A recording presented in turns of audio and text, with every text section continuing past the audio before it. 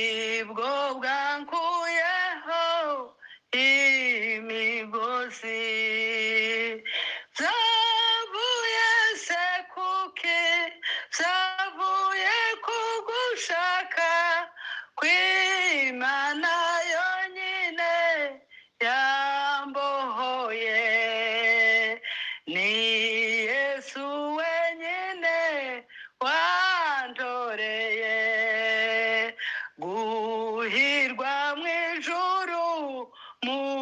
bwami bwe mwese muntu mumenye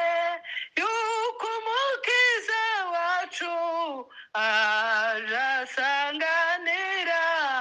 abaziwe mwese nimumenye yuko umukiza wacu aje asanganira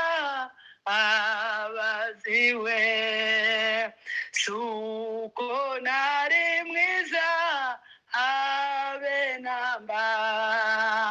n'ubuntu bwa Yesu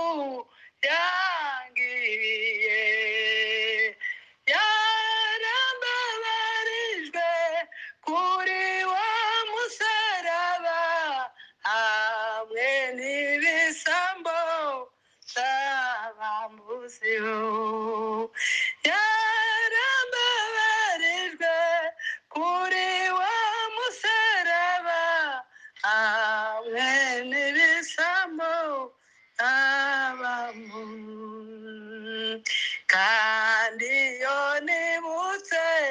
ibya Yesu uko yagiriwe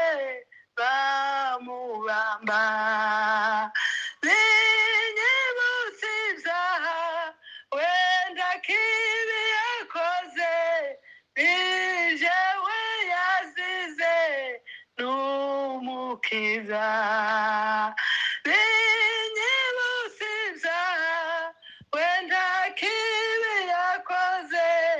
nijewe yazize umukiza ubwico nifuza n'ukuguma mu mukiza waje mwishemo niwe ngabo yacu iyo ridukingira imyambi wa mubi aturasa niwe ngabo yacu iyo ridukingira imyambi wa mubi aturasa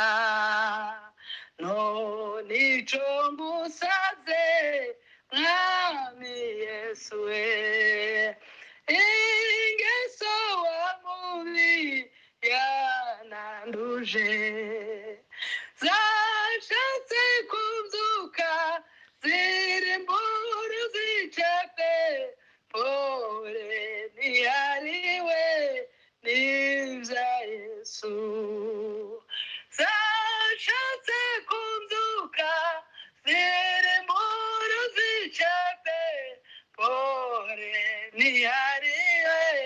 n'ibya Yesu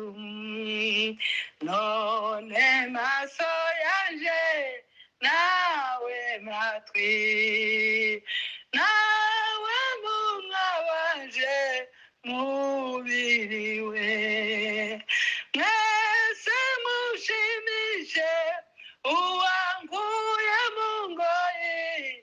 ibyaremwe byose tumushime